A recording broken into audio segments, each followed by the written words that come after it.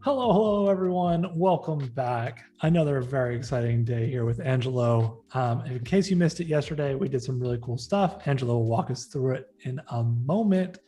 But thank you, everybody, for tuning in from all around the world. If you are tuning in on YouTube, make sure you come over to behance.net/live and communicate and chat with us real time. We'll answer all your questions.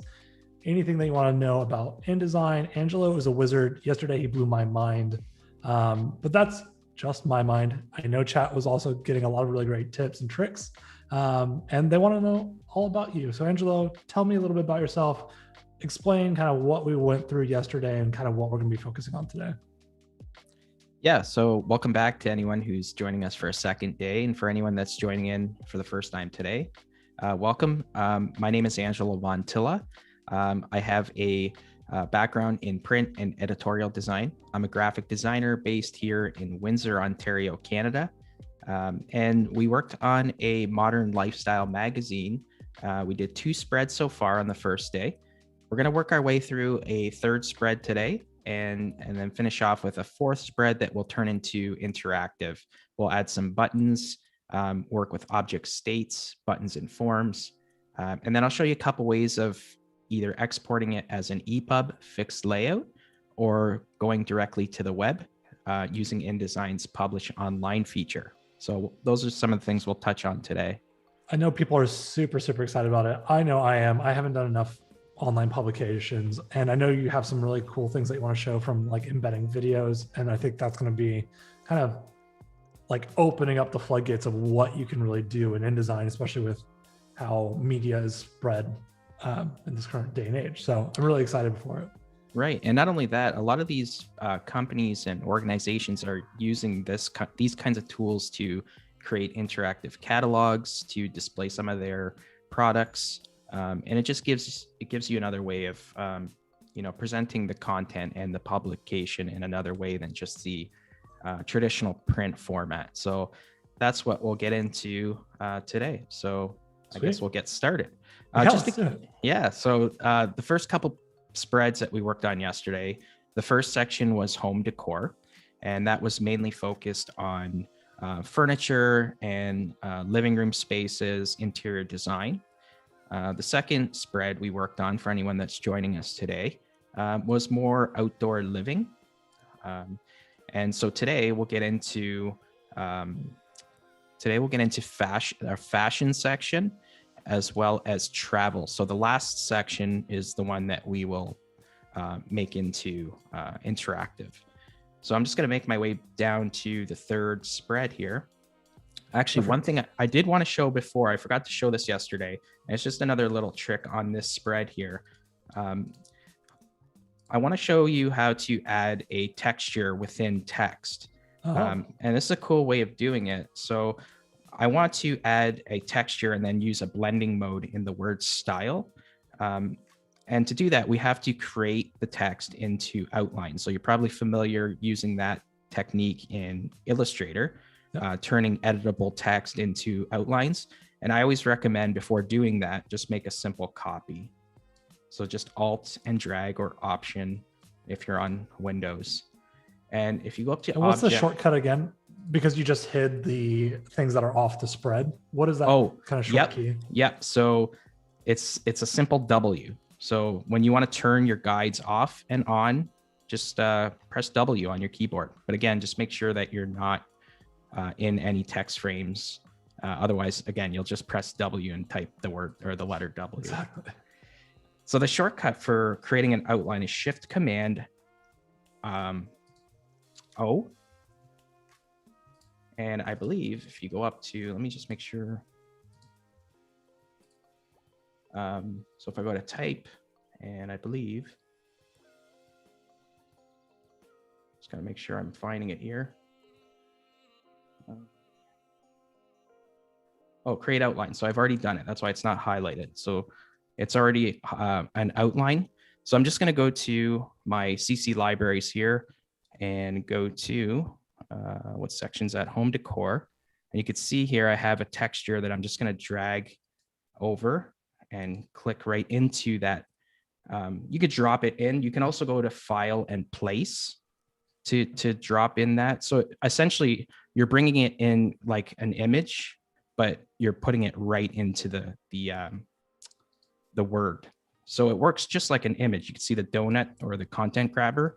If I click that, I can go to my properties panel, and in my opacity, I could change the blending mode to maybe multiply and then just decrease the opacity. So That's it really matches. cool. So it matches. And then you can, if I zoom in, you can see that texture there. So what I was going for was kind of a texture from a piece of furniture, like a couch or a chair or something along those lines. So that's how you can make, your text have a little bit more fun with your typography as well. But just know that that is not editable. So I always recommend creating a copy so you don't have to do it again. If you ever change your mind and you want to go back to the original. So, but that's just an option of how you can place an image in a text in a Word and then play with the blending modes.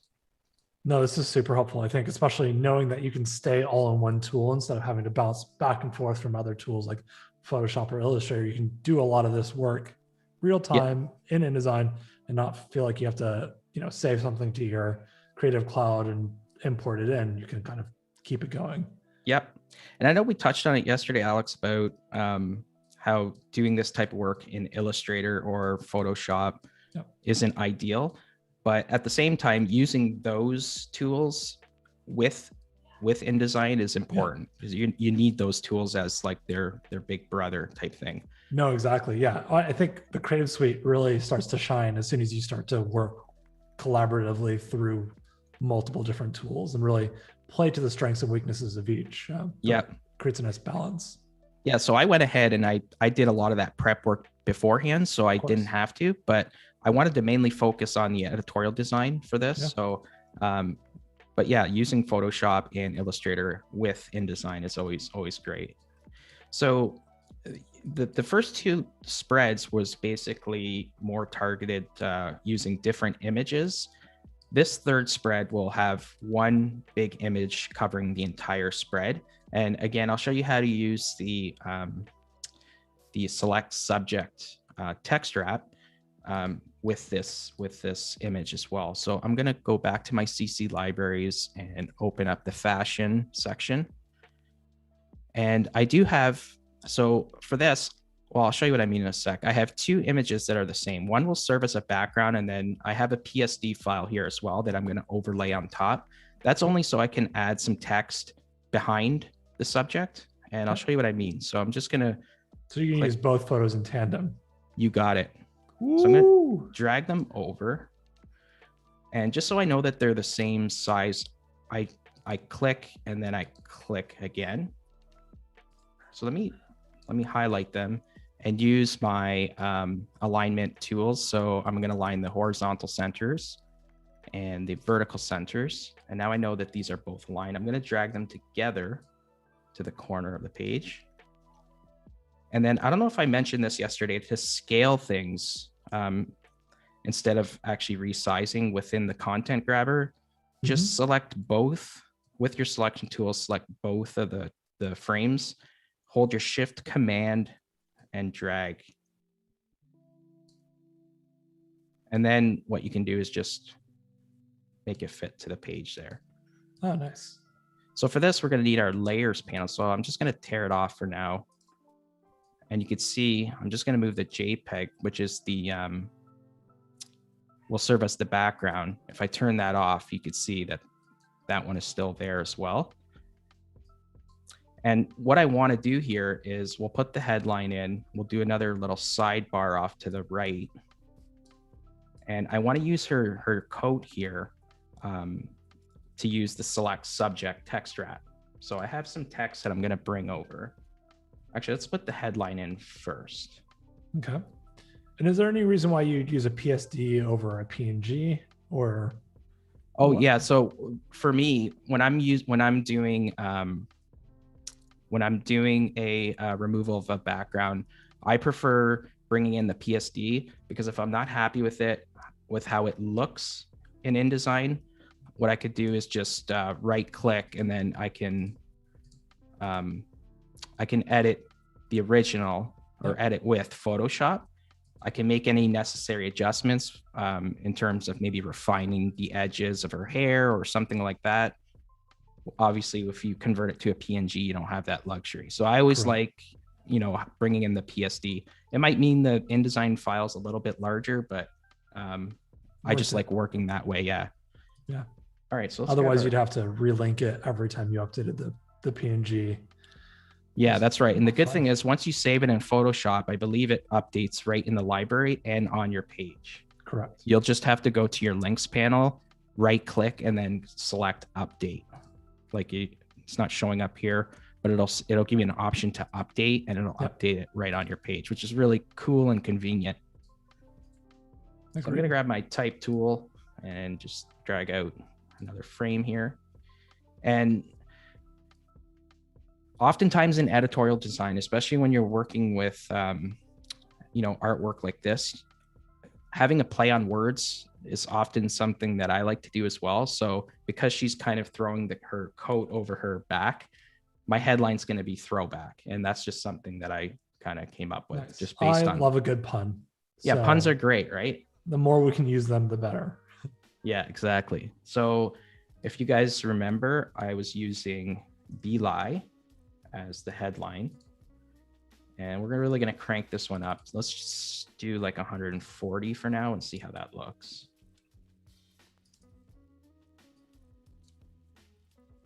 You did 1040. Did I? Well, yeah, a little bit bigger than intended. That's a good catch. Thank you. I was wondering, I was like, that would have taken me forever to make it fit. Just a little bit. Yeah. All right. So let me scale this up maybe a little bit more. So the scaling is the same for text frames. It's Shift Command. Just drag any of the corner anchors in the direction you want. Let's go ahead and create a color theme for this section. And if you recall from yesterday, we used the color theme tool. Yeah, it's awesome. And I'm going to hover over the image and click. It's going to give me a few options here. I think for this one, I'm going to use bright, because I want to get a brighter orange from her jacket, her coat. And I'm just going to go ahead and add it to my swatches. And if you remember from yesterday, I renamed them. You can rename it just by double clicking it. And this will just be spread 3 colors. Yeah, and I think I'm just going to keep harping on how organized you are and how beautifully kind of kept all your files are, because that's just best in class practice right there. And I think it's super inspiring. Even for me, I'm just like, wow, I love that each spread has their own color palette and it's already labeled instead of trying to guess, which theme it is and where is it used. It's really well done. And remember, you can double click let me not be click to anything here, because I don't want that to be orange. You can go ahead and double click these. And if you're not happy with the color, you could change the mode to RGB if you wanted to. You could select the Pantone color or just adjust the slider. You can also rename it to something that you want. So if you don't want to name it the CMYK code, then just uncheck that and give it a specific color. So you also have that option as well. Viola asked, do you charge extra for writing the content? So do you have experience doing the copywriting as well as the design? Yes. So I come from a journalism background. So I did a lot of copy editing as well. So when you're doing editorial design and working at a newspaper publication, oftentimes you're wearing 2 hats. So you'll do the page layout, and you'll also do the copy editing as well. So, and that's important because, you have a little bit more creative freedom in terms of how you want to do your headlines, how do you want everything to look, but also the pieces in the copy that you want to take out or add. But yes, writing is hard. We talked about this yesterday. Not everybody can do it. Luckily, I come from an industry where I learned both aspects, and I've been able to apply it in my career. That's awesome. So let's go ahead and make us that orange. And with this, I want to change the word back to white, and I want to reverse it so it's also more of a stroke and not a fill. Just kind of looks cool. And I'm going to make the point size on the stroke 2. You have to be careful with this font, because it if you make it too thick, it's going to look funny. But I think 2 is a good weight for. I wouldn't go any more than 2. And then I have the option, because I have the PSD in the front, to just send that behind the subject. You see? Yep. I could even make this a little bit, because I'm going to be putting a side. I'm going to be putting a kind of a sidebar over here. I can make this just maybe a little bit bigger. See how that looks. After, I can always come back and change that. Some people might be tuning in today for the first time and missed yesterday's. When you're working in editing, you've got some of the type designators, like you've got the # right there, and then you've got your tabs on the other spread. What command did you do to show the sentence and paragraph styling that you've got? So yeah, you know what? I forgot to turn that off yesterday. Good question. So that is show characters. So if I go up to type, and I can hide the hidden characters, basically that will show you, your spaces, your indents, your tabs. So the characters that usually you don't want to see. It's a good way of catching like double spaces. You'll see 2 dots instead of 1. So that's more if you're working with large bodies of text and whatnot. So yeah, that's how you get to that. So it's type and then show hidden characters. Awesome. If you're working on a book, that would be one that I would definitely have on for the majority of the time that you're working. That's super helpful, I think, especially because yesterday you were showing the recipes and making sure that your tabs and everything were kind of correct across the board. So just wanted to call that out just in case people are just tuning in today. So I'm going to add just a subtle drop shadow on this headline. And to add a drop shadow, you got to make sure that you're not in the text. So again, with your selection tool, just click on the text frame once, go to your effects panel, and select drop shadow. Yep. And what I like to do is I want to change the offsets so it's not. I want to bring it in a little bit on both ends. So something like that, and maybe change the opacity to about 60%, just so it's not so overpowering. And then you can, if you wanted to change the size of it, but I do like how subtle that is. Do you typically keep it at like 135 degree angle, or what's your drop shadow go to? Yeah, so that's all dependent on what you like, but because I changed the offset here, I probably wouldn't change the angle. Yeah. But something like that is good. I just don't like these, especially for if you're working in headlines like this, you don't want anything like a drop shadow that's just too big and overpowering. So I'm pretty happy with that. Just hit OK. So now basically I want to design the content or put the content around her jacket here. Okay. So I guess the next thing, I'm gonna grab the text here.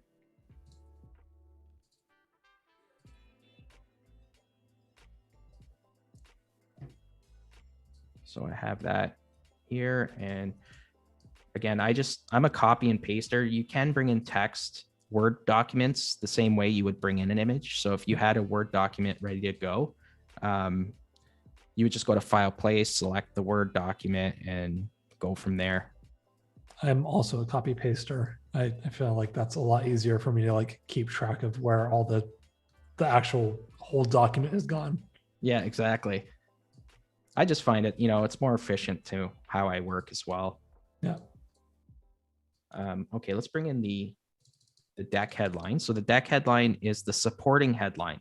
So if you're using, in the media print design industry, if you're using like a short pun headline like this, yep, it doesn't say a lot, right? So if you're using, these are typically called like hammerheads as well. So it's like 1 or 2 words, and then your deck headline should support the headline, right? So that should be a little bit more descriptive in what the headline says.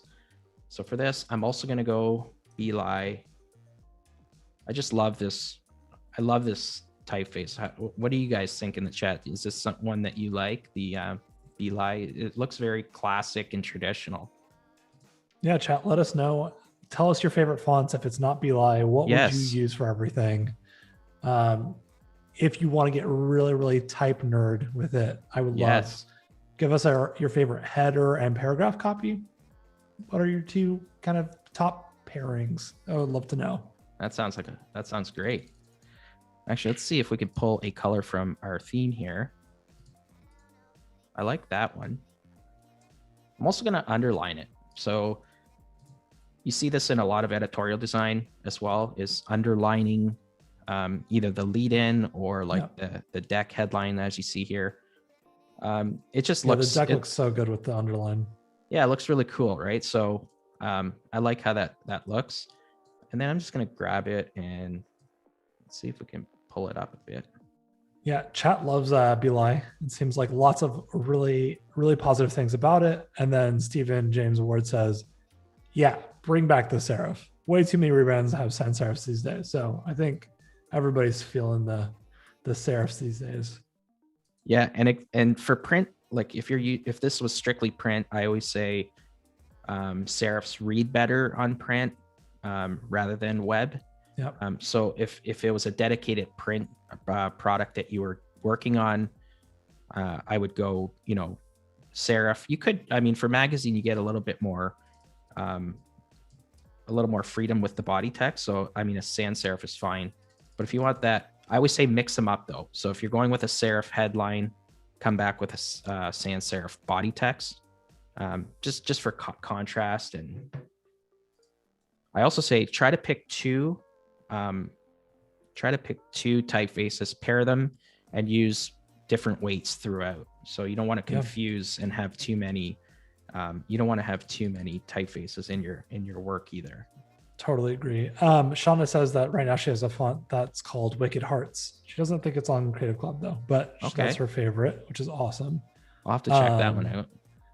Chris says that he likes Lust and Milkshake as a combo typeface, which are 2 great names together because I'm always lusting for a milkshake. So Milkshake, okay. Yeah, it sounds pretty. These are ones great. I haven't heard of yet, so I'll have to check these out. Definitely making me hungry. Yeah. Biola says assemblage and beautiful minds. Voodoo Val says the Lust font is great. I'm gonna have to check it out because I don't know what Lust font is. But Bethany Heck has a really, really, really, really good talk on YouTube around typefaces and pairing them.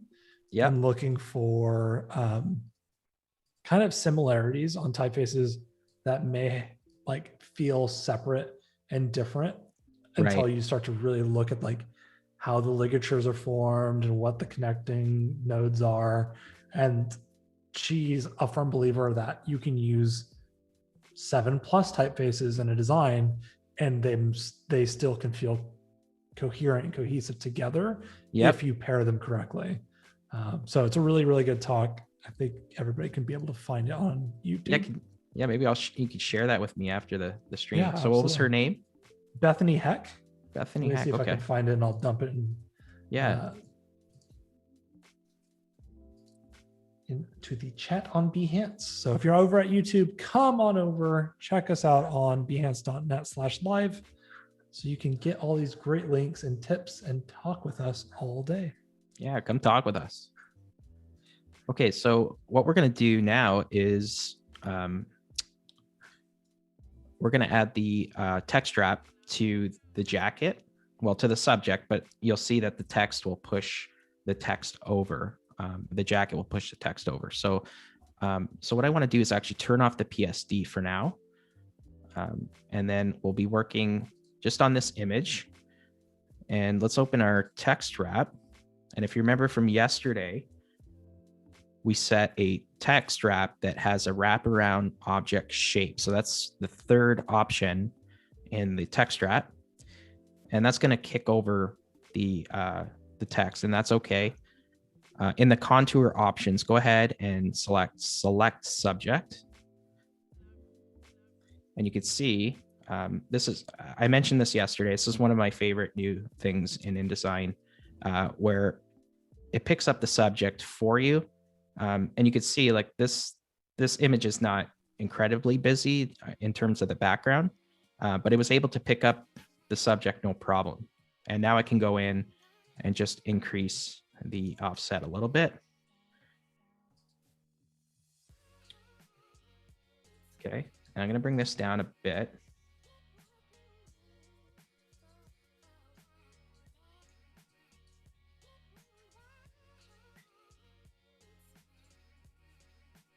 Okay, you're probably wondering, okay, I can't read that text, so we're going to fix that next. It's all about form over function. We don't need to read it. It's fine. It looks beautiful. Yes, it blends right into the dirt. Exactly. It's like camouflage.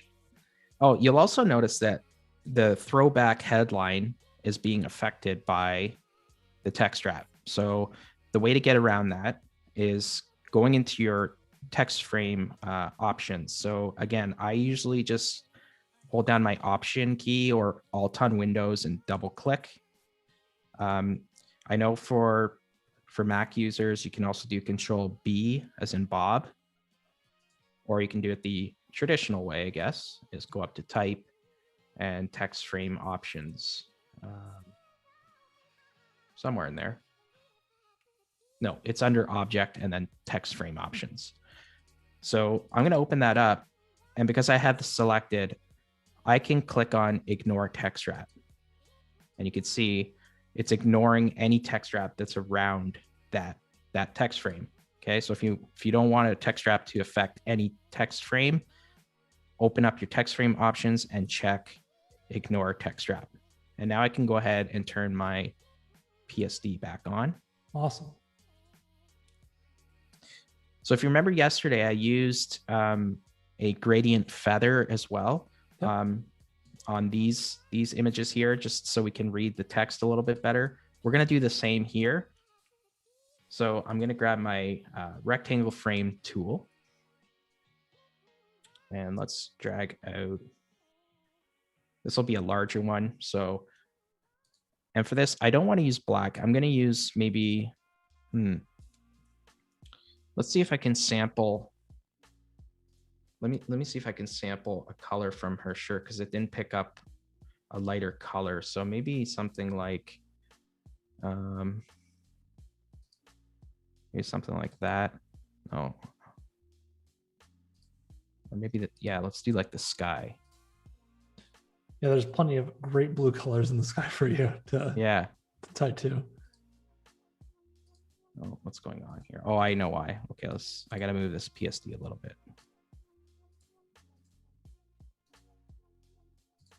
Okay, that seems okay. I'm just going to add that as a CMYK to my swatches as its own color. And I'm going to make this that color there. Okay. Just so it blends with the sky a little bit. And let's go ahead and go to effects and gradient feather.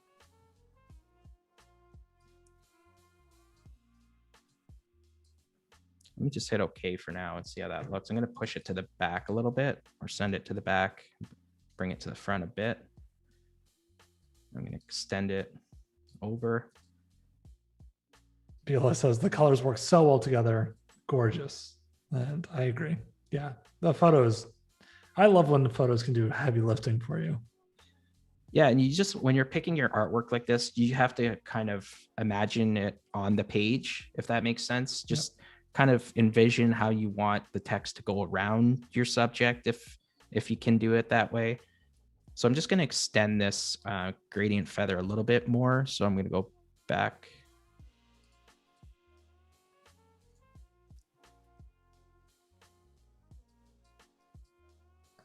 Oh, I'm not on it. Okay, let me get back. Here's a cool trick. See, when you're layering so many things, you think you're clicking on something, and in fact, it's something else. Yeah. So I want to get to that blue gradient feather, but right now it's picking up the PSD. So if you want to keep clicking to get to what you want to get to, just hold your command key down and then keep clicking until it gets to that layer. So now I am back on my gradient feather, and I just want to extend. I had no idea about that command. That's cool. Yeah, just hold command and keep clicking until you get to the object you want to select. That's awesome. So I think that looks good. I mean, it blends right in, and now the text is much better. So you can see there's a weird kind of, there's a weird wrap here with the text. So if you want to adjust, let me just go back and let me turn off the PSD again. So if you want to adjust the wrap, you can go into your direct selection tool, which is the white arrow, and you can actually move the anchor points if you want to have the text, like fix the text like that. Just know that if you do that and go into your text wrap, now it's going to be called more of a custom user modified path. Okay. So because you've made adjustments on your own, if you want to redo the select subject again, you would just have to go back and select the select subject. So once you do any modifications like that, it becomes a user modified. Not that that matters too much. It's more important that you get the wrap correctly. Okay.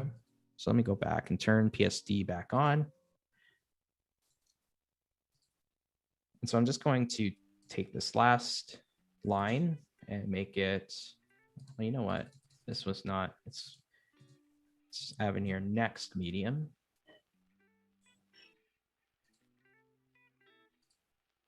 Good. And then I'm going to select that one, and this will be maybe just italic.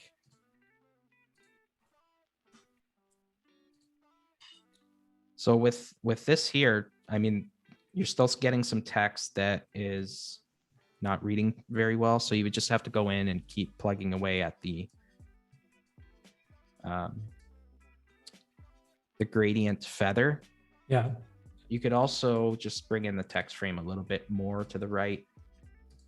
That's good. You can read that now. So you get a nice wrap, the headline, the deck headline, and then and we can put a drop cap on this one as well. And are those full black, or is it still like 90% opacity for your type? For the type? For your deck and your kind of body copy as well. Yeah, this was pulled from that. It's actually pulled from one of the colors from the themes. So it looks like black. I'm not sure. It may be sampling it from, one of the dark areas on your pants. Mm-hmm. So. Oh yeah, that's right. Mm-hmm. Yeah. And then with this, you could select just the W and make it that orange color.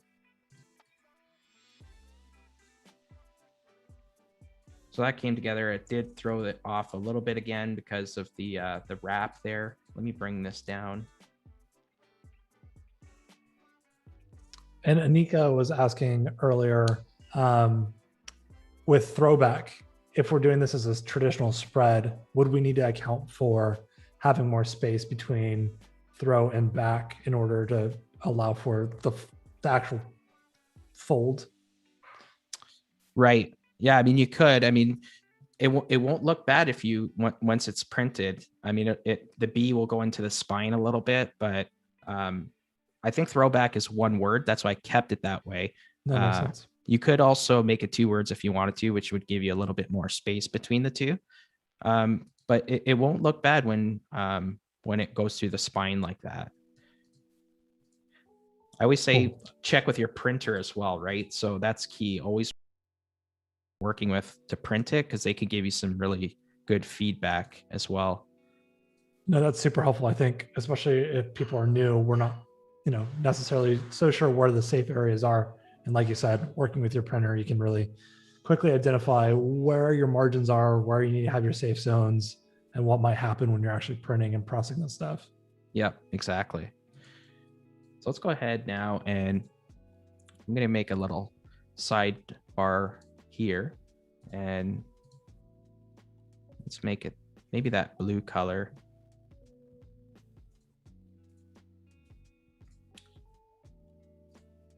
Or that looks cool. Yeah, let's go with that one. It's more vibrant. Actually, I like that color. Let's see how that looks. Yeah, that one just popping. Oh yeah. Yeah, that's better. Okay, so now I just want to, if I go back to my CC libraries, this is a good way of adding, kind of like short hits of, things that are trendy or things of that nature. So right now I have just some clothing items that might be in style for the season. So these are the types of things that you would see in magazine design. Let me just put my PSD back on.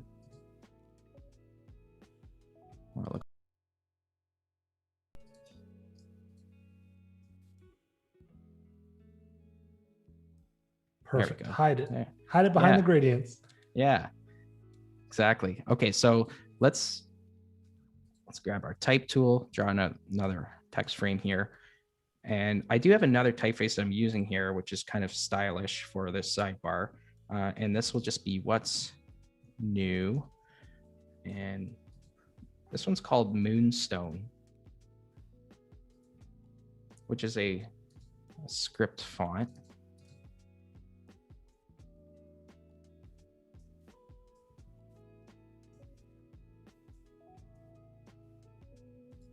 And I'm going to just increase that a bit. And for now, we'll just make it white, see how that looks.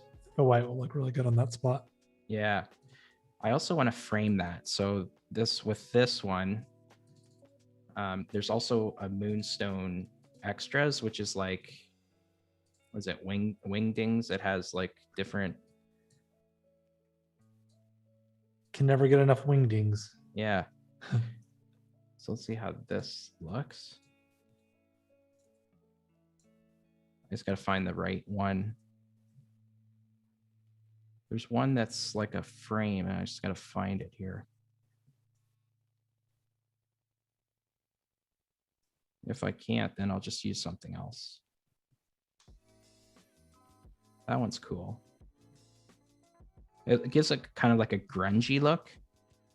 Yeah, that's cool. I like the stroke that it had was, oh, look at you. It's actually capped. Yeah, I had to use the cap. So I'm just going to scale that up and frame that.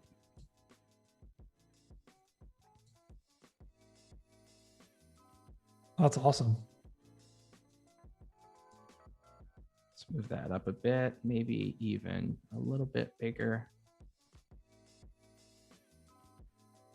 And then I would just group these. So. Okay.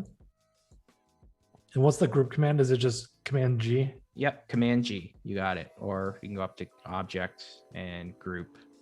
And then to ungroup is Shift Command G.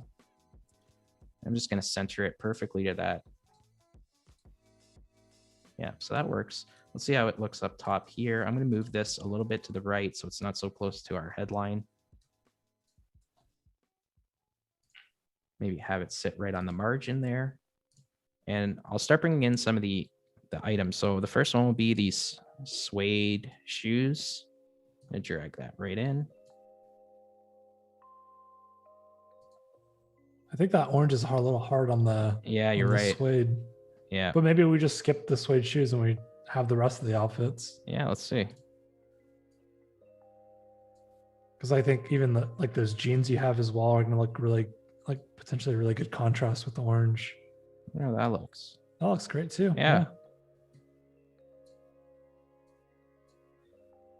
Let's bring in the denim.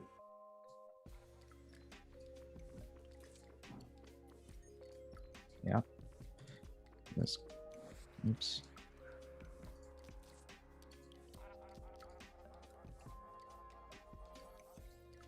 The good thing about this, we can go into swatches and we can change the tint to, maybe that's not. No, I would just leave it.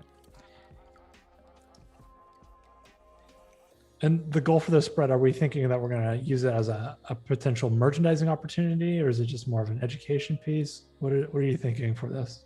Yeah, for this, I was thinking more like, do you know when you see those trendy magazines where they have kind of like what's in style for this, for 2021. So I do have some, I do have a little bit of text here, which I'm going to bring over. Okay. Just plop it in here for now and then draw from it. And that's okay if it doesn't match the item for now. I just want to show you the concept behind it. So let me just go to my paragraph styles. And this will be body text. And the top one will be bold.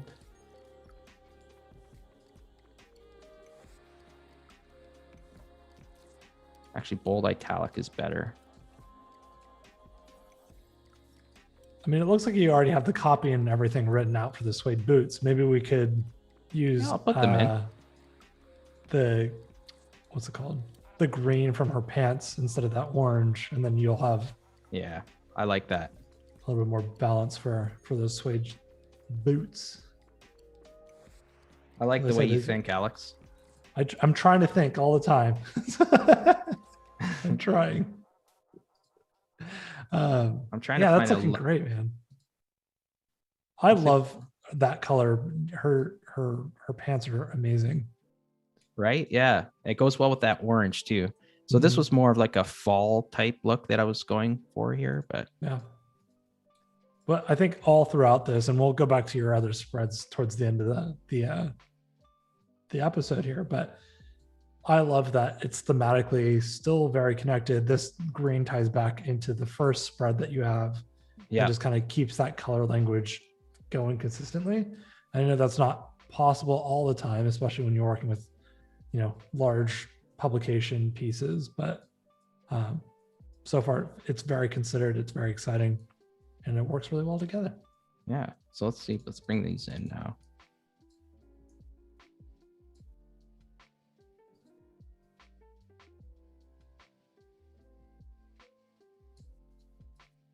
Again, we'll just make these white.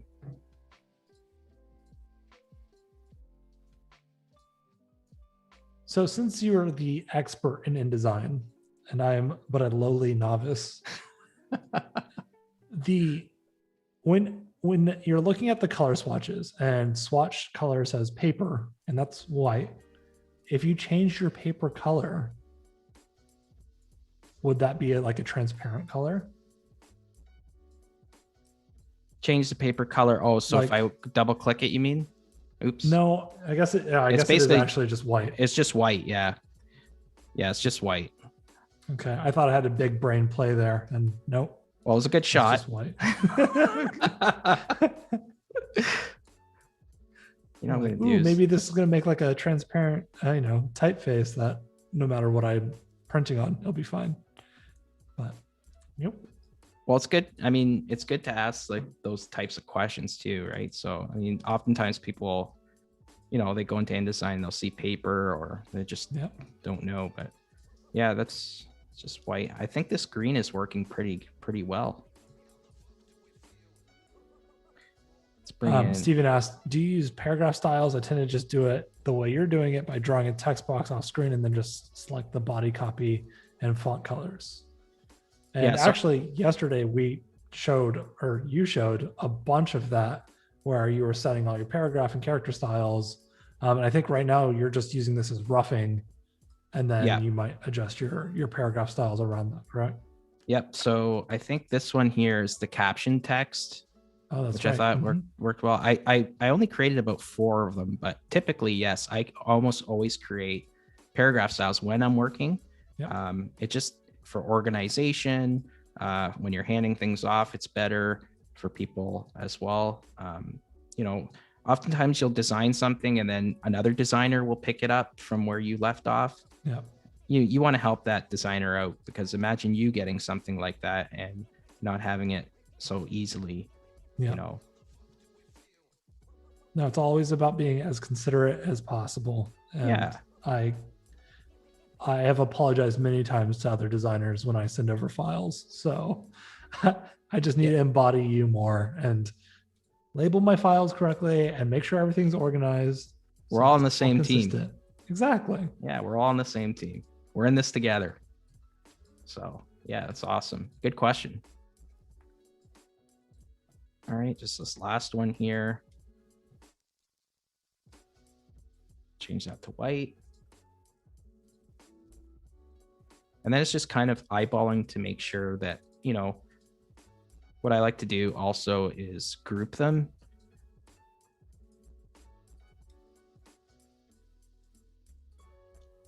And then move them all together a bit.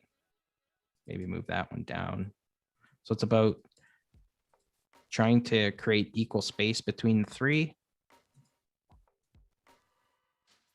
And then obviously you can use your smart guides. You see there how it's showing you, you know, there's space between.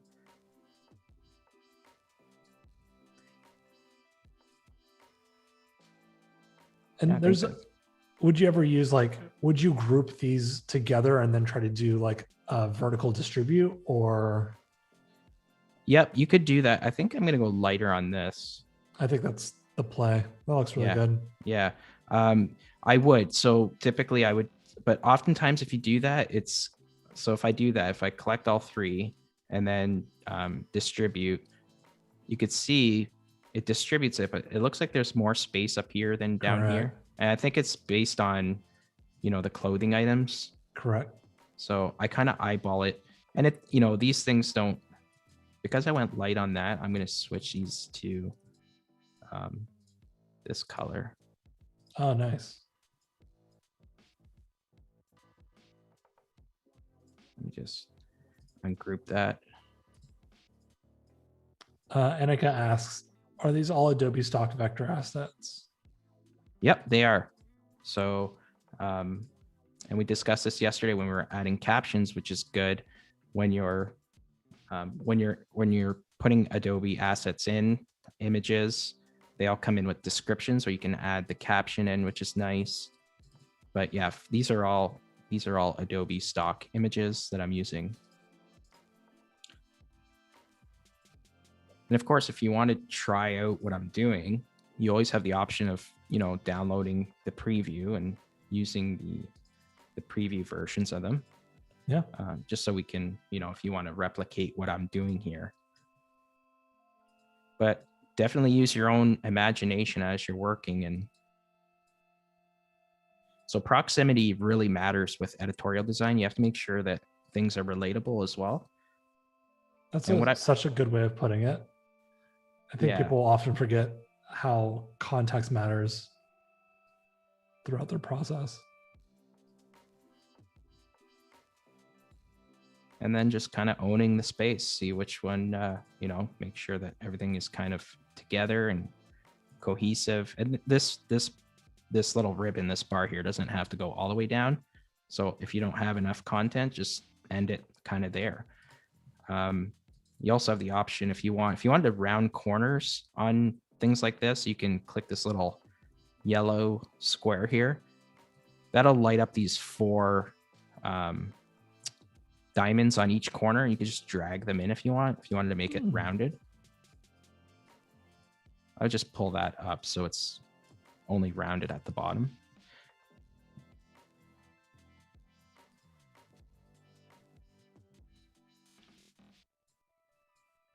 And typically what I would do as well is have just a little explainer up here of what I'm showing. So here are the the top trends of the year type thing. So I think that's pretty good. So it's a good way of utilizing the space, because oftentimes people just want to use, a main story photo and call it a day, but try to find little areas where you can add, other small details and pieces of information that you can highlight something like this, because that's the type of thing that you would see in lifestyle and trendy type magazines. So we're going to move on. I think that's good. Let's move on to the last spread here. Yeah. And Val asked, Angelo, do you have a specific spread or magazine that inspired this idea? Yeah, as I mentioned yesterday, I like any of those modern type, lifestyle magazines. So, Canadian living. I'm in Canada, so that's one that would be good. Anything that has like lifestyle, trendy, because they're for the most part they're all so simply designed, and that's my thing, right? I really like clean, simple, easy to read design. So I don't have any in particular. Like, I guess it's based on what catches my eye. Yeah, that's fair. Kinfolk, I was looking at the Apple event the other day, and they were featuring the Kinfolk website, and it reminded me of this work that you're kind of doing with that modern lifestyle. Very clean, trying to embrace that kind of modern throwback a little bit. Yeah. All right, so let's do this last spread here, which will become interactive as well. Awesome. For this is the moment that everybody has been waiting for. I'm so excited. I'm just going to steal the colors from spread 2 here, which is Perfect. Fine.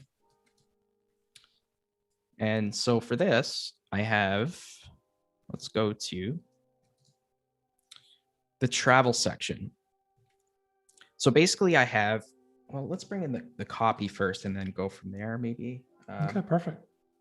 And in about 40 minutes, we're going to be doing the artist spotlight. So make sure that you guys stick around for that. It'll be about 40 minutes. All righty. All right, so here's the copy that I'll bring over. And I mentioned yesterday, if you don't have copy, or you're not really confident in writing, I mean, these are all just for practice purposes as well. Yeah. So if you ever want to just practice, there are plenty of royalty-free places where you can get copy. I mean, top 5 things to do or whatever. These are things that are, at your fingertips if you want. It's a really good point. Like, if you don't let the lorem ipsum or copy hold you back, if you're wanting to practice your InDesign skills and just get into it, like you said, top 5 things are, one, really fun because everybody likes to do the top 5 things. Everybody. And they typically have really great images for you to work with. So you've got copy that's already written, and they've already got really great images to pull from. And now you're just practicing, how do you contextualize things? How do you tie it to the image, to the copy? Hierarchy, all those things are really great things to practice. So yeah, that's a great point. And I mean, lorem ipsum is fine. I mean, if you want to do that, but again, if you're presenting it in your portfolio, I always say try to use real copy just to make it a little bit more real. Yeah. And definitely don't just keep copying and pasting the same paragraph of lorem ipsum throughout. Yes. Because you get the same rivers, you get the same paragraphs. You want to change that up as much as possible. Switch it up a bit. Yeah. All right, let's put that in there. It's amazing what just having a good typeface does on a clean background. Like, you've already got just kind of the bones already done. I'm like, wow, this is great. Like, it's simple, it's clean, it's easy to read. I'm into it. And you don't even have any images. Yeah, it's just, well, you're like a type geek like me, where once you put like type on a white canvas, it's like, man, that looks amazing. Yeah, what else do you need? Yeah, it's just like call it a day. Yeah. All right, let's bring this over here.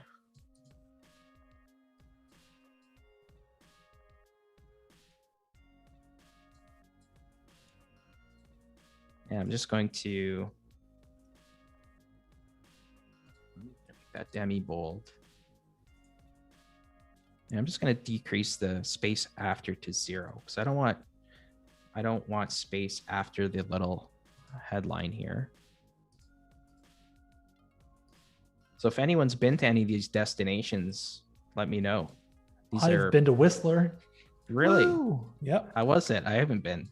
Are you a skier? I went for a longboard thing. I used to be a professional downhill skateboarder. Oh, that's awesome. Yeah. Good times. Good times. Yeah. BC, just all of the British Columbia coast is just gorgeous. It's kind of hard to have a bad time in Vancouver or British Columbia, anywhere around there. Yeah. So yeah, definitely let us know, chat, if you've been anywhere on this list. We've got Whistler, we've got Montreal, Quebec, Ottawa, Ontario. What else we got? Banff. Oh my goodness, Banff is beautiful. Yeah, that's one that I'd like to go as well. I'm not a skier or anything. I like the scene, that kind of scenery, right? Oh, it's so good. So beautiful. That's the great thing about Banff is you don't have to. You just go on hikes and enjoy nature. Yeah. So I'm just doing those, and let me make these 0. I know yesterday we had a couple of people in from Western Canada tuning in. Okay, awesome. So maybe they're still here today. Pacus has been to Banff. Absolutely breathtaking. Yes. The Canadian Rockies are so dramatic. And Paco says that he's also went to Whistler, but broke his collarbone. So, oh no. At least, Paco, you'll never forget your experience in Whistler.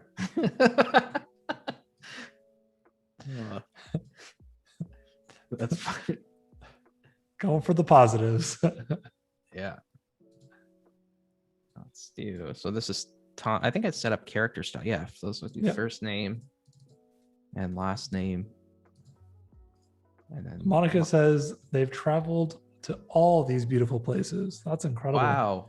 Kevin says been to Toronto, Montreal, Ottawa, and Banff. Wow, that's amazing. Kevin says he also lives in Canada, which does help a little bit. Yes. But Canada is huge.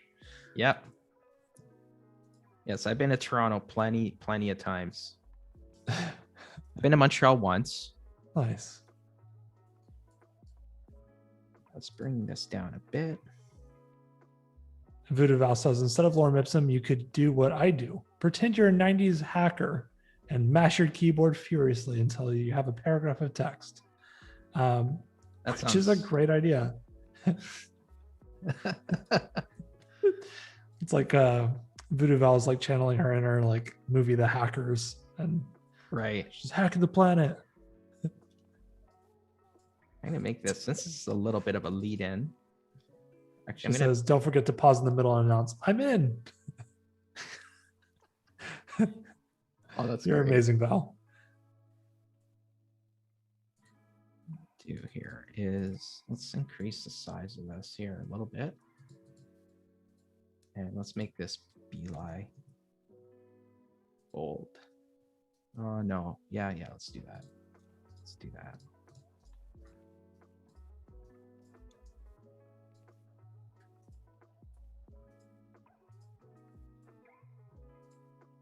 Or let's go back to Avenir next. Maybe demi bold. Let's try that. Or medium. Reason I'm doing this is I want and this is just something, a personal preference, but I want the destinations to start clean up here. Okay. Yeah, you want the list all on one page instead of having I don't one want random. it to start down here and then it's just, it just looks cleaner as well. Yep. And then I'm just going to remove hyphenation from the entire text. And why don't we make this that blue and see how that looks?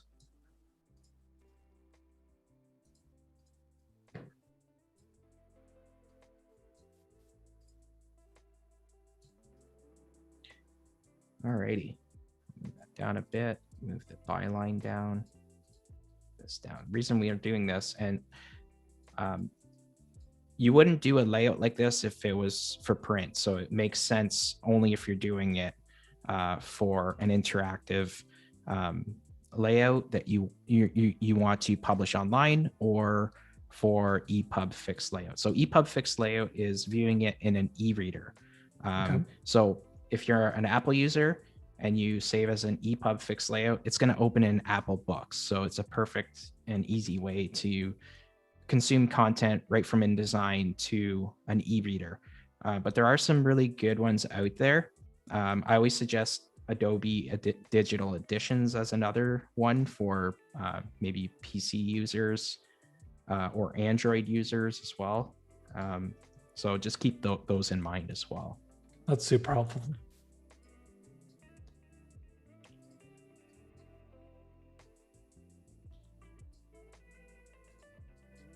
And the last one is Nova Scotia, this little city or little town in Nova Scotia that I had never heard of, but I found a really cool picture on Adobe stock, so I went with it. That's awesome. Yeah, whatever. You gotta love those Adobe stocks. Well, whatever the artwork dictates, right? And then you go with it. Exactly. And Annika says, ooh, Artist Spotlight. I totally forgot about that segment. Yep, that's coming up in 28 minutes. Well, 28 minutes and like a half. So almost there. Awesome. I can't wait to see who it is. It's Julian. It's going to be very exciting. All right. So what I'm going to do now is let's go to our CC libraries, and I'm going to bring in Banff, Alberta, Whistler, Banff, Ottawa, Montreal, and Lunenburg. I'm going to drag them onto my page here. Oops. And let's go ahead. And what I'm going to do is I'm going to hold shift as I'm drawing these out. So this way it'll go right to there. I'm just going to keep drawing them out, and I'm stacking them on top of one another, and you'll see why in a sec.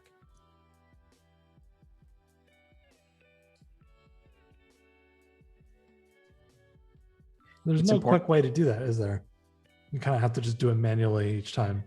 Yeah, not if you want it to conform to the space. Yeah, exactly. Otherwise, you could just do click, click, click, and drop them in. Yeah. But then that would actually be more work. Correct. Then you'd have to go back and shrink them all down to the correct size, or shrink the bounding box. Okay, good. So it's important to have your layers panel open for this. And the other thing I always suggest is naming the files properly. So you could see here I have Whistler, Banff, Ottawa, Montreal, Lunenburg. And what I'll do. You mean to tell me, Angelo, that you are you highly recommend naming things and being organized? Yeah. Seems like that's the whole name of the game. I love it. Imagine that. Just keeps everything simple. It's right. I'm one of those people that my Photoshop documents and everything is like artboard 1 and artboard 1 copy. So not helpful for other people. Well, here's the thing, like for that kind of stuff, I'm guilty of that as well.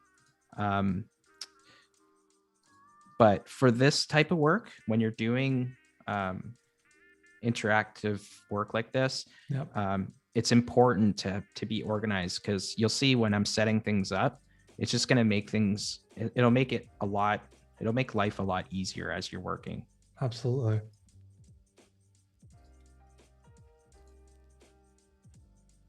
That was good.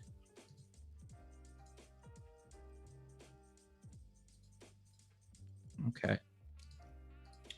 So basically what I'm going to do now is also bring in, and I want to make sure I have enough space here. Actually, you know what I'll do is, let me bring them in again, because you have to duplicate them. But before I do that, what I'll do is I'm going to select all of these. And you see in my layers panel, I already have them selected: Whistler, Banff, Ottawa. What order am I doing? Let me just make sure I'm doing them in the right order here. Yeah, you got Whistler, Quebec, so Montreal should be second. Yep. So I want Whistler first, and then Montreal. So I'm going to drag that here. Ottawa, Banff, and then Lunenburg is the last one. Okay, so I have them all selected here. And I'm going to open up, I already have mine open. It's called Object States. If you need to get to it, it's in their window, interactive, and then Object States. Okay, so I have mine open here. And basically what I'm going to do is create a multi-state object. Okay. And you can do that by just clicking on this icon down below. Okay. And you can see it just creates those states for you. State 1 is Whistler, State 2 is Montreal, State 3 is Ottawa, State 4 is Banff, and then the last one is Lunenburg. The only thing I would recommend doing is renaming the object name. So I'll just call this Canadian Cities. And that's important because when you're setting up the button to trigger these object states, it'll be easier to determine which one it is. Otherwise, it'll just be called multi-state 1. And if you're setting up multiple object states, it'll be hard to determine which one is which. So just rename them, and it, again, just working and making life easier. That's what it's all about. Yeah, exactly. So let's bring these in again. So 1, 2, 3, 4, 5. Drag them here.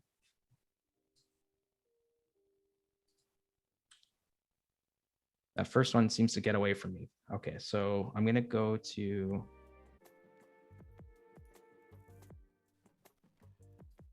and just drag them out like so. And I can reorder them.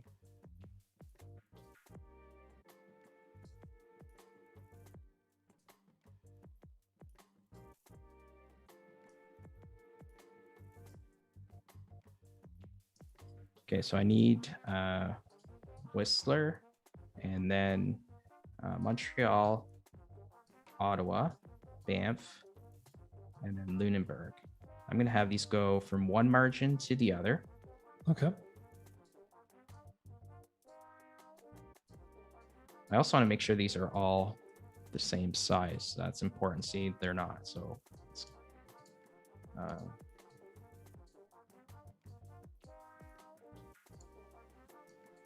good. That wasn't too bad, actually. Yay. All right. So let's put Whistler over here. And guys, these are our buttons. So when I click, we're going to set these up so when I click it, it'll trigger the object state.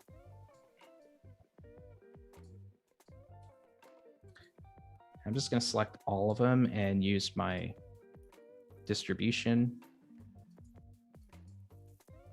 And then just kind of maneuver the content within each image the way you want it. So you're essentially making like a carousel feature. Yeah, for this one.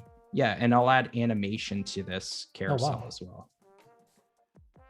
All right, so let's go ahead now and bring in the captions for each one. So I'm going to grab my type tool, and just for now, I'm going to drag out a frame like so. And I'll put Whistler in here. And let's just make let's make it white. Actually, what I'll do is I'll make the I'll make the frame white, the fill, but I need to adjust the inset on this. So again, I'm going to go to my text frame options again. So option, double click. Yep. And just adjust the inset spacing. That seems good. Yeah, that's awesome. And hit OK. Make that fit. And I just want to change the opacity on this so we can still see the image through the caption a little bit. 90%. And let's have it sit maybe at the bottom like so. I'm also going to make this go all the way to the bottom.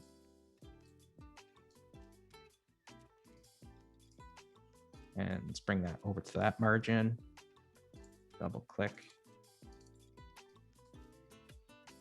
Okay, so I'm just going to make I'm going to make multiple copies of this so I don't have to recreate that all the time, and just update the text. That's clever. And what I'll do is I'll make these bold.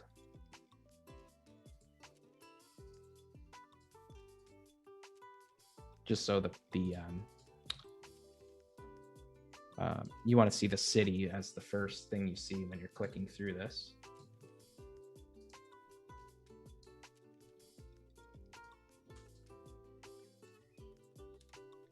Make that bold again.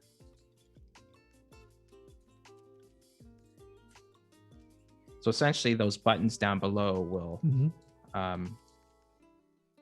we're going to have it trigger the image and the caption. Got it. So then you're going to group them together. Yeah, which I went ahead and I created the object state a little bit too early. So I'm going to have to recreate that to include the caption and the headline. Got it. So where are we here? Banff. So again, it's attention to detail, putting in, making sure you're renaming things is important. So 4 is Banff. Oh yeah, I could just delete that and bring that up. I also like that you've kind of taken the same attention to detail with the paragraph copy underneath the headlines there, and making sure that they're pretty close to the same size and length in terms of like characters, so that you don't have one that's only 1 line and then one that's 4 lines. They're all generally about 3 lines long. Yep, you got it exactly. Okay, so Banff. Let's reorder these. I'm gonna have to go back and remove that object state. So let me push these off to the side for now. I'm going to click on this and go to object states, and I'm just going to release all states to objects. So I just remove that for now because I need to group each one together. Okay. So Whistler, let's grab the Whistler cut line or caption.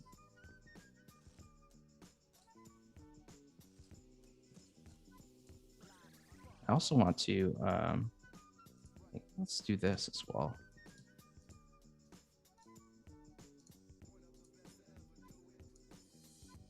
Is just sticking with that stroke. The white theme. stroke from yesterday. Yeah. It's kind of going back to that original look. Yeah. There. So that's good. Bring that up.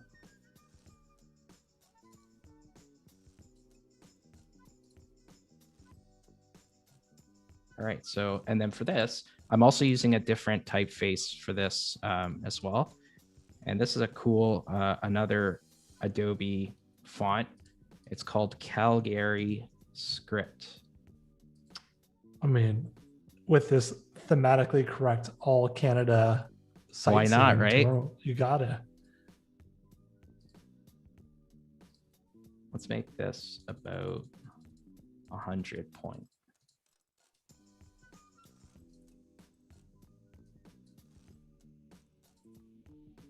Okay, and I'm also just going to do a drop shadow on this. Just because I'm leaving it white and it's going to be hard to read in some areas of those images. Mm-hmm. Make it about 60%.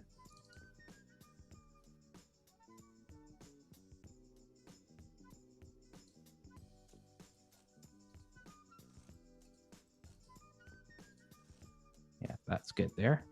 Maybe 70%. Good. Hit OK. And what I'll do is I'll just have it sit on that guide there.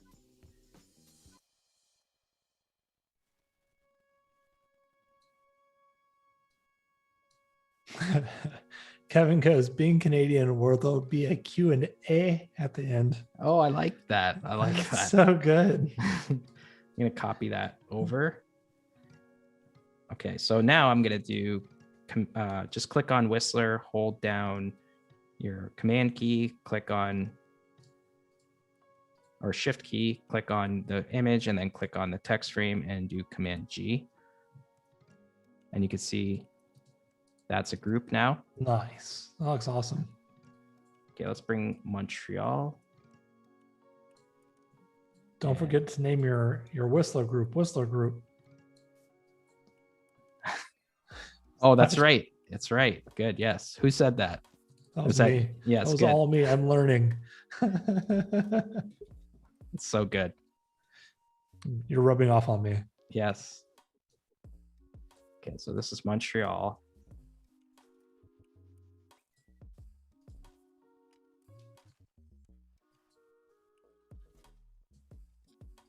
Montreal, Quebec is there. Good.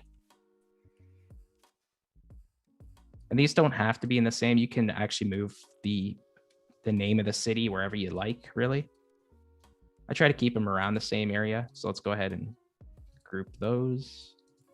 So are you thinking with the typefaces that you would try to complement the city with a custom one for each one? Or you could. Are you thinking just let's go with Calgary for sake of time? Yeah.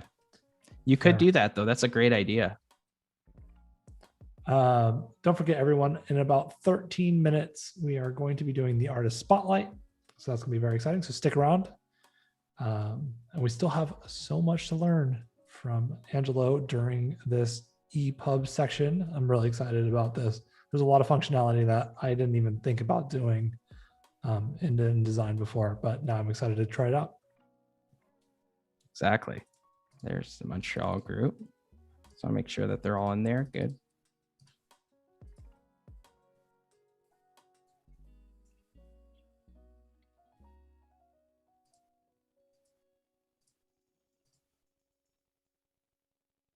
Just want to make sure what is that there.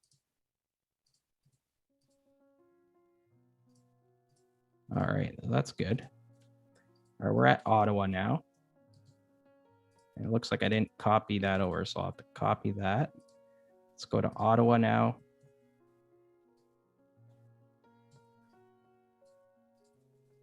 Just create Ottawa. Good. And bring the Ottawa caption over.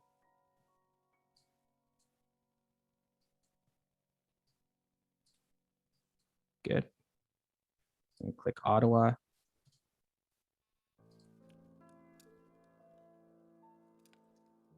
Yeah, and do a group there. So Ottawa's group now. And guys, I know this is quite a bit of work to do, but the end result is it's rewarding and when you see the work that you've done. So let's go ahead now. No, absolutely. I mean, I feel like the similar process with like setting up GIFs and things in Photoshop, where it takes time. Setting it up properly is worth every second, though, because afterwards you have a really cool piece that is more of a summation of all of its parts instead of just disparate sections. Because while your layout on this page is great and exciting, just with one kind of image and header area, I think it really starts to shine when you have all five there together. You can see all the functionality and all that cool stuff. So it's definitely not lost on me, at least. I think chat is already seeing it. They all say, this is awesome. We love it. Totally worth it. Yep. So yeah. Awesome. I think everybody's absorbing and getting super excited about trying to add this to even their own work or their Behance or publications, all those good things. So super exciting. Awesome. Well, it looks like let's see here. Oh, I didn't add, okay, I have to do that last one here. Lunenburg, Nova Scotia.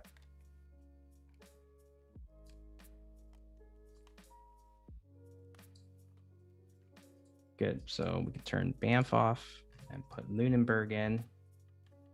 Bring that to the front, oops.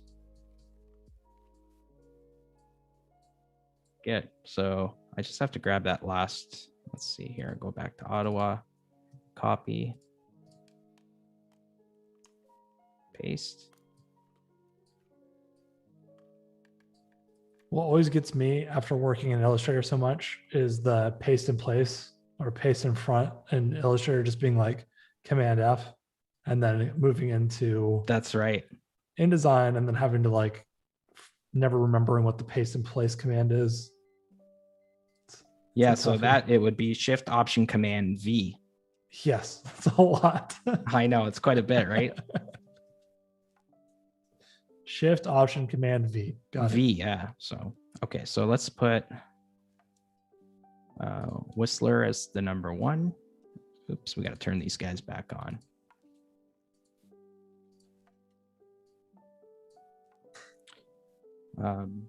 Montreal, Ottawa, Banff, and Lunenburg. So let's just make sure they're all set. That's important. Yep, looks like they're all set. So now what I can do is now I can make these into those object states. So let's go ahead and do that. And there you go. They're named just like Alex suggested. It was all you, man. Yep. So it's great. So you can actually name them. You can also rename them here if you want. I have a version I'm not sure what's going on. See how it's kind of flashing there. So it's something I have to look into, but you can rename your object states as well. So let's go ahead and call this Canadian cities. And so there's Montreal, Ottawa, Banff, Lunenburg. All right, so right now we have to add the button structure. So I'm going to click on Whistler. And for this, we'll use buttons and forms. I'm going to put these all together. So I'm going to click on the image, not the content inside it. Click the image, and the type will be button. Okay. We'll call it Whistler button. The action will be go to state, not go to a next state. We want to go to a specific state. And you see it shows here Canadian cities. That's why I said rename that. Otherwise, it would have just been multi-state object. And we will leave that on Whistler group. I do want to add a cool like hover effect as well. So if I click on rollover and then double click, I can change the opacity to about, I don't know, let's try like maybe 70%. So we have that rollover state when we go over it.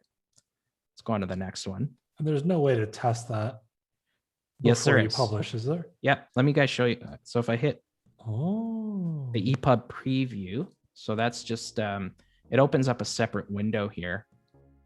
So because I set up my first button, do you see that when I roll over it? And if I click, it's obviously on that now. So I have to set up the second button for it to take effect. So let's click that second one. And this is Montreal button. And this is the action of go to state. And we'll change the state from Whistler to Montreal. So I click that, and this will trigger the Montreal setup. I'm going to add a rollover appearance. So when you click on rollover appearance, double click to drive into that button, that section, and then make it 70. I think I made it 70%.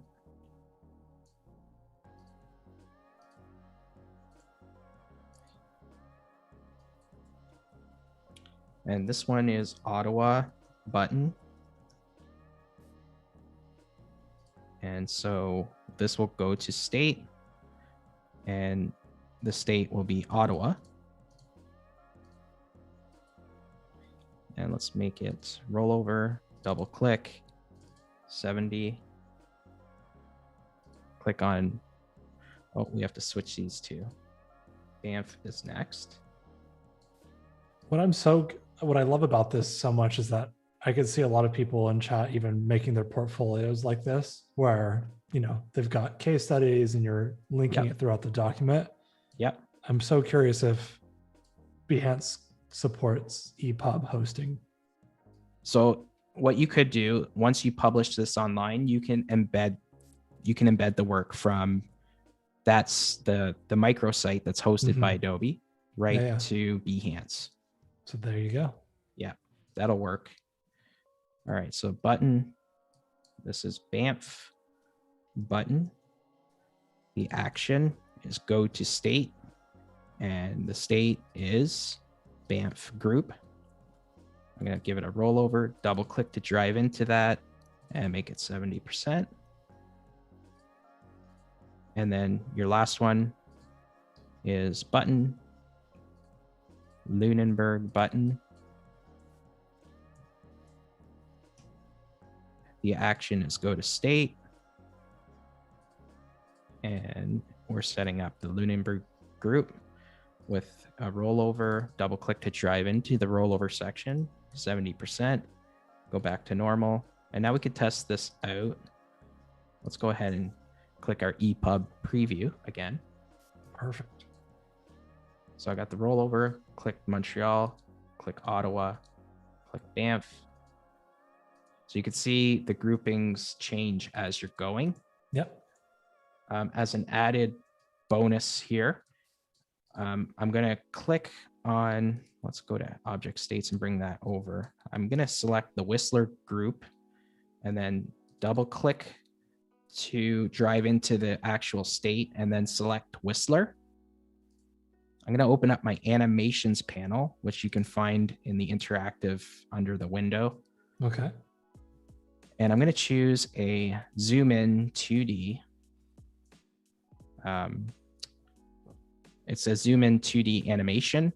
I want it to happen fairly quickly. 1.042 seconds seems a little too long. So I'm just going to say 0.5 seconds. And you can see the event is on state load. So when I click that button, the animation will trigger as well as the actual multi-state. So I'm just going to do it to another one here. Okay. And you can see I like grouping the windows, the tabs that I'm using, the panels I'm using all in one, so it's easy to navigate through. Let's go to Montreal, double click, go to animation, and 2D, zoom in. On state load, 0.5 seconds, and I'm going to hit play. I'm going to show you how this looks. I know we're tight on time here, so we'll move on to the video part in a sec.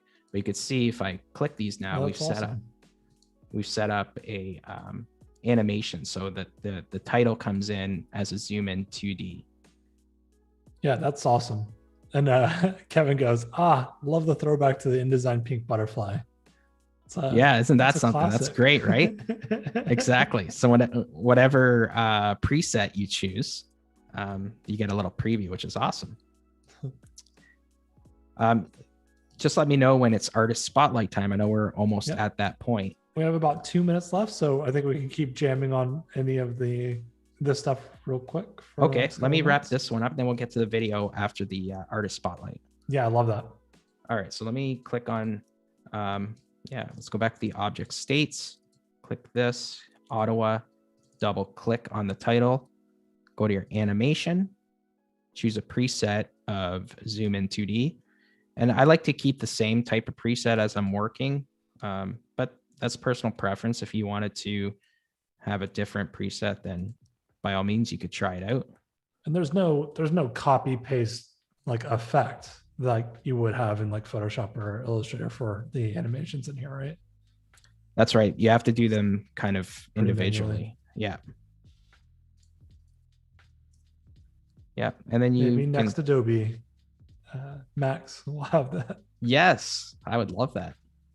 Hint, hint, nudge, nudge. Yeah. So Rob was asking, does it lose the drop shadow? And I don't think so, Rob. I think it might be happening on the animation and we might not be seeing it. It loses the drop shadow on the EPUB preview. I'm sorry, on the preview that we're looking at. But once we view it in the actual e-reader, it'll be fine. Got it. Yep. So Rob, good catch. That was really good call out. 0.5. So let's have a look here. And I always suggest going through and seeing how the work looks before you publish it. And obviously you can animate the caption to come in as a different animation if you wanted to, but you could see all the functionality for this little menu that we set up. works just fine. Yeah, I think this is awesome. I mean, it's super, super exciting. I love that it's a little microsite all done in your publication. Yep. It's awesome. It's all run on HTML5, so you can publish it right from InDesign to online, which is great. Yeah, that's awesome. So it's artist spotlight time, which is everybody's favorite, most exciting time. We'll pull back the curtain on who our artist is for today. If you want to a little drum roll. Yeah. It's Julian Belli, and it's very fitting that we are using the typeface Belli or Belly. We don't really know how to say it correctly, and we're tying it great into Julian and his artist spotlight. Definitely give Julian a like, follow, hit up all the social media. Definitely check him out on Behance. We're going to dive into his projects really quickly just to see what Julian's doing from Italy, and we want to see what the Italian designer is up to. So yeah, we'll just click on, I guess, the first one. Let's go straight into Academy. Let's take a look here. Oh, is that Nadal? That's cool. That's awesome. Yeah. Founded by Spain's tennis player Rafa Nadal, the Academy is part of a bigger project, including other sport facilities all in one place in Malaraca. The rebranding project of the old identity had as objective to create more cohesiveness between each part of the complex. This is cool. Yeah, it's a really kind of a nice bounce to it. Every time I see a good little GIF of anything, GIFs just kind of warm the soul. That's right. I mean, I could see that even be as like Rafael Nadal's like website loader, or just like like just kind of loading, hitting tennis balls. We can kind of just scroll through this. Like, I see some sketches there. Always good to see a little behind the scenes project. Yep. Well, I like the concepts. Mm-hmm. I'm always a sucker for patterns as well. Yeah, totally. Well, that looks cool. Yeah, I love a good like little mock-up like that. That's awesome. Yeah. I really like the motion in the icon bounce, there. Yeah, the bounce. Logo. That's really cool. Yeah. That looks cool too. Nice GIF action. Yeah, this is great work. Always a fan of GIFs. So yeah, big fan of this. That's super exciting. Let's jump into there's so much more on that actually. I'm gonna have to revisit these. Yeah, everybody can go check him out. Yes. Julian Belli. I'm butchering names. Probably. I think it's Belli. Like bellissimo. Beautiful name. Yeah. That's another cool logo. Yeah, it's awesome. European Institute. You get kind of the negative space in the book there. And that before, what an improvement. Oh my goodness. That's night and day. Wow. Great work. Yeah. Really exciting to see. The color concepts there. Well, that's neat. Oh, that is a cool. Again, GIFs are great. Oh, you can't go wrong with them. Yeah. So you've solved the debate. It's GIF, right? Oh yeah, it's not GIF. Totally GIF. Yeah. It's not even a debate. But Angela, I've got a question for you. Yeah. If you were to see like, those jokes on the internet that are kind of viral and things, Val already knows where I'm going with this. How would you pronounce that? What is it? It starts with an M. It's like memes. Me, I would call it a meme. Okay. What would you call it? I always love bringing this up, especially with Val, because it's pronounced memes. Is it? Is that a fact? I call them memes. Memes. Oh, that's great. No, it's definitely called memes. But yes, I always have to do this with Val. So yeah. I really enjoy this work. This is really, really stunning. Yeah, back to Julian. Sorry. Yeah, sorry. This is a great cleanup, especially from the other brand. Let's have a look at the last one. Sean and Val are screaming at me in chat right now. It's so good. Yeah, Annika's like, yeah, this is so wrong. Dude, I love that gift. That's Isn't awesome. that What a cool? great intro. Yeah, that's awesome. Yeah. And this is his personal brand, right? My name is 75% Italian, 25% French. Cool. Yeah. Phonetic description of his letters in his name. Cool. Cool. Mispronounced most of the time. And I apologize, Julian. I've done the same thing. Oh, I like that. Look at that. That's cool. What a cool animation. Yeah. Very nice work. I always find coming up with your own personal brand the toughest to do, right? Like it's the hardest thing. It's the hardest thing, right? Absolutely. Yeah. I listened to an architect break it down and says, you can't hide whenever you do your own work. Right. All you are left with is just full exposure of your raw craftability, and there's nothing to like hide behind. You can't say a client liked it this way, so that's why it's not as good as you would like it. It's very much just self-expression, and that's why it's so hard to kind of work on it. So yeah, that's Julian. If you don't mind just clicking back out to his normal portfolio page, that's his page. I know Val's already linked Julian's portfolio, but definitely check Julian out on all of his social. Give him a file, a like, subscribe, comment, all those good things. And we're going to jump back in for the next about 20 minutes to jump back into doing the video part of this EPUB. Yeah, let's do that. Okay, so let's bring in the videos as well. And for this, I'll have to go in and actually get the... So I always recommend using MP4s when you're bringing them in. So even if you have to use something like Media Encoder or another converter to get them to MP4 quality, it views better, and it won't make your InDesign file so large either. So I have two here. Advanced preview and Montreal preview. So let's do BAMP first. I'm just going to drag it over, and I'm just going to click and plop it right in. I find doing that. These are, by the way, just previews that I got off Adobe stock as well. So if you want to practice, there is an option just to go get a couple Adobe stock previews, and they're short clips. So this is about maybe 7 seconds or so, but that's BAMF at night. And what I'll do is, again, I'm scaling it down. I just dropped it right in. Scaling it down like you would in any image by holding Shift Command and dragging it in. And I'm going to position it where I want here. And just drag it here.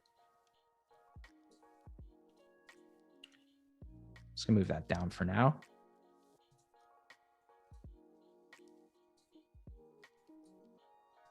So there's an option to open it or view it in full screen as well.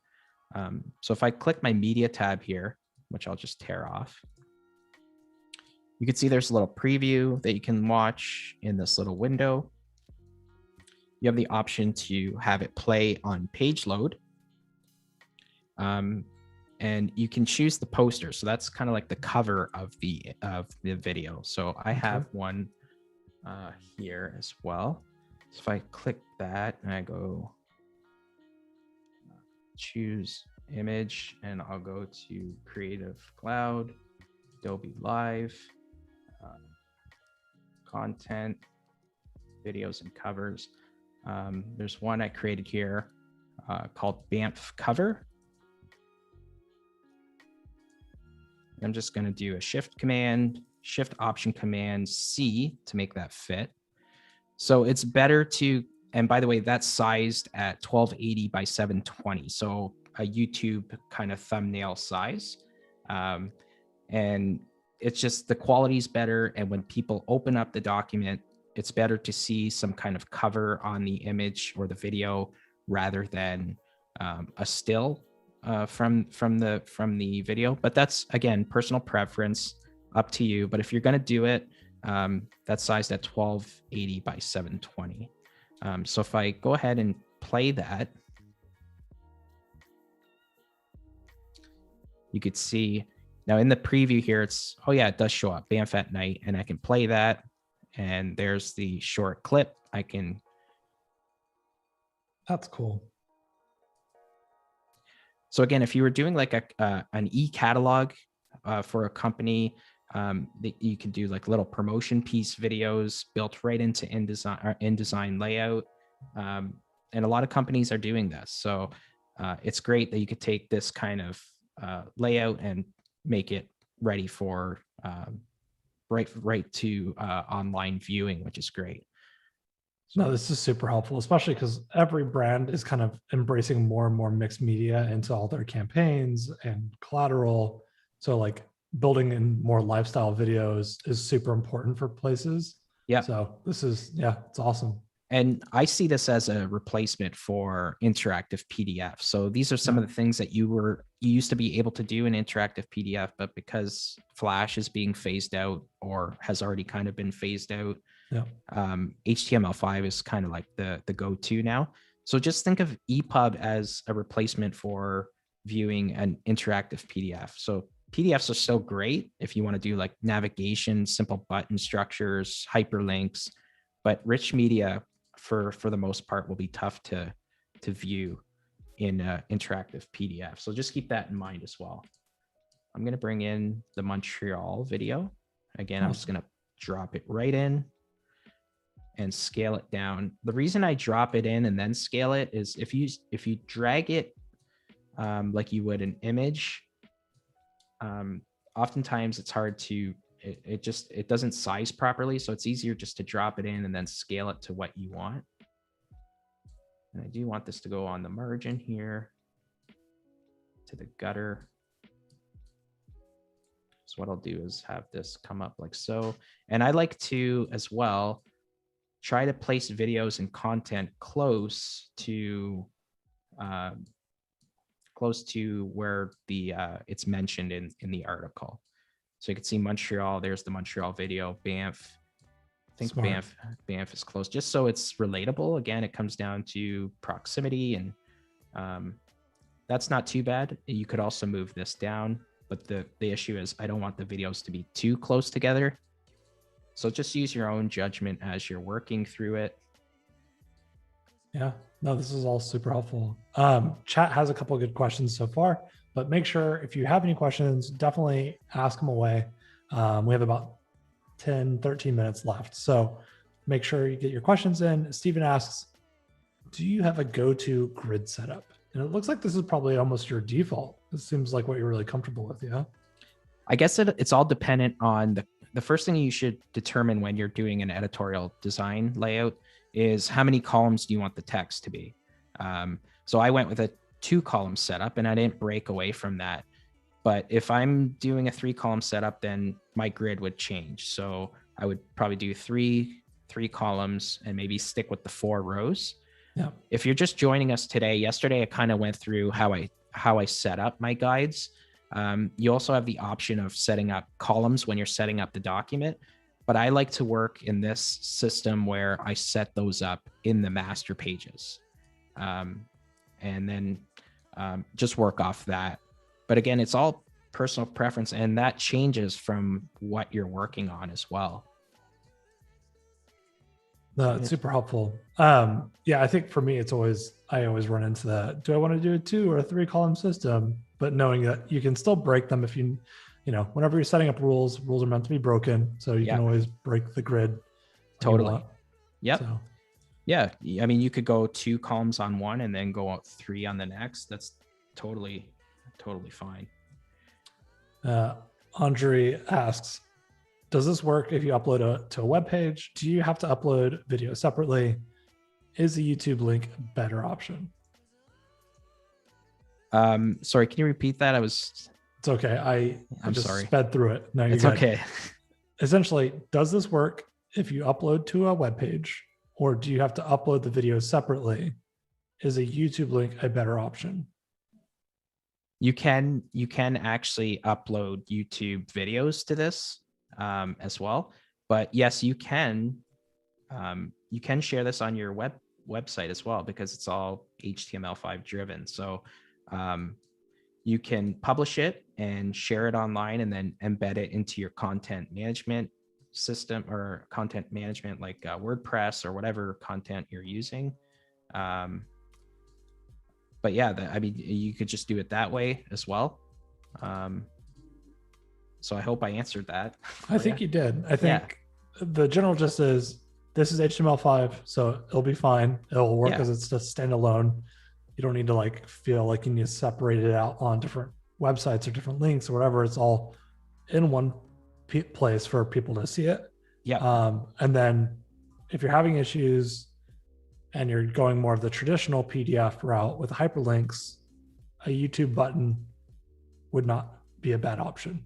Yeah. And then Rob asked, can you drop videos in line with copy so it flows with the text? It's kind of what you've already done. You can just wrap around your text like you've already done on the previous stuff. So exactly.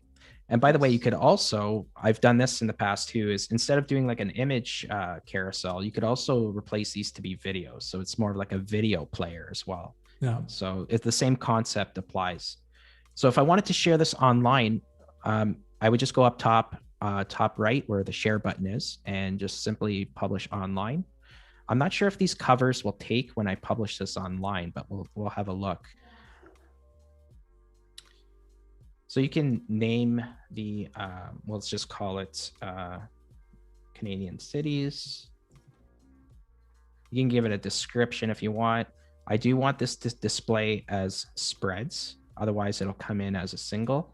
And let's just publish pages 8 and 9.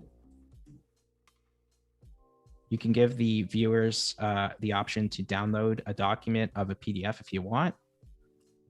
And I'm just going to publish this and we'll have a look and see how it presents in a web browser. How are we doing for time, Alex? We're good. We're about 10 minutes away from ending. So 9 minutes actually. Okay.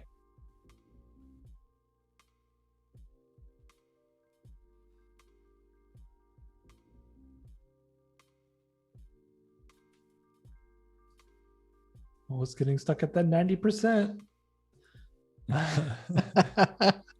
Come on, let's push it over the goal line. If I hypothetically wanted to change the crop of the thumbnail, could I do that as well? Where I did a custom crop instead of just a square or rectangle for the thumbnail of the video, I could just do whatever mask I wanted and make it look like a totally. Yeah, you circle. Can use the pen tool, make your own shape. You can use polygon, or you can even make them ellipse. So awesome. Let's view the document. I'm just going to drag this right into here. All right, so let's see how this looks first. I'm in my web browser now, so that works fine. And Rob was asking about those drop shadows earlier, and now they're there because this is actually published. So exactly. So that looks good. And the cover didn't take on this. I'm not sure why. It did over here, but let's see if I press play. That works. I can go into full screen, go back out, and you can see it transitions back to its position, which is really cool. That's awesome. There's Banff. And we can put that back. So that's one way. And then if I go to the share button here, there is an option to, let's see, actually I got to click these 3 dots and then click the embed. So there's the code. So if you did something in InDesign that's interactive, you can copy this embed code, start a new Behance project, paste it in there, and it'll present the same way that you're seeing it on my screen. So you can actually even change the size as well, the embed option size. So see what works best for your portfolio or for your client. The client can post it right in their website. So that's really helpful for how to get that out there as well. Totally. I think that's awesome. Especially, all those embeds, super helpful. You can place it directly on your own website. And then Annika asked, what would be some tutorials you'd recommend for an InDesign beginner with a background in AI or Photoshop? Also, what are your favorite books when it comes to editorial design? Yeah, it's a great question. So actually I do a lot of this stuff on YouTube as well. So you could check me out on YouTube. My channel name is Angelo Montilla. So I do a lot of InDesign tutorials. They're all there. So, and you can reach out to me anytime if you have any questions. I typically get back when I have a chance. In terms of what are my favorite books, I have a collection of newspaper. They're all newspaper layout designs, but I take them and I kind of bring them to other pieces that I may be working on, like a poster or magazine. So I get a lot of inspiration from that as well. And it's basically a collection of newspaper designs that were from award-winning designers. So That's awesome. It's a cool. I'm just going to show you another way of exporting this. So if I go to File, Export, and I'll just save it in here. So if I go down below, typically in the past, you may try out PDF Interactive. Yep. That none of the animation or the videos will work in that format. So you can select EPUB fixed layout. So the fixed layout is exactly what that says. It keeps all the text that you've designed in place, whereas reflowable, depending on if you're zooming in or out, that text will reflow, the content will reflow. Fixed layout is fixed to what you've created, which is great. So I'm going to hit save. We don't have to worry too much about this, but I only want to, I'm going to do 7 to 9. Reason I'm also doing page 7 is because it's going to open up with a cover. So always try to have one page that maybe a cover page of some sort. And I'm just going to hit OK. And let's take a look at how that looks in, now I'll view it in Apple Books. And you see, because I have some video in there, I don't have to worry about that. Let's see, this is going to open here.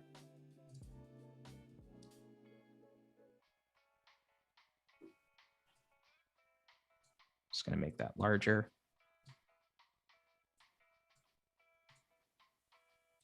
So now I'm in an e-reader for my desktop, but you can also view this on mobile.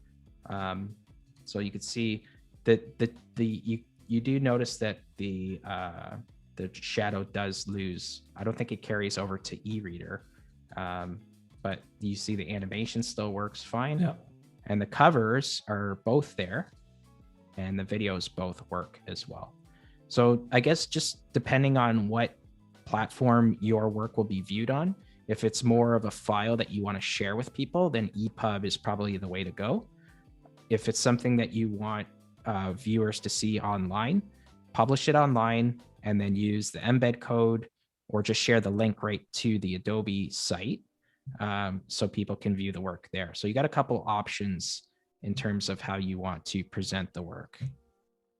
No, that's super helpful. I think knowing that there's so much flexibility for people when they're working from InDesign and being able to export it to whatever their needs are, I think is something that has been really eye-opening, especially because we're so used to working in, I know personally for myself, I'm used to working the same way I have that I started 10 years ago with a couple little tricks and tips added into it, but I forget that I can do all these really great functionality and tools in InDesign as the product has evolved over time.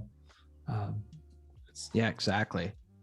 So I think let's go through really quickly what you've done over the last kind of 2 days now.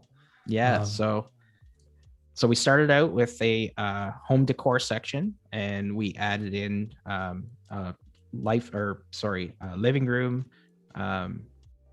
trends.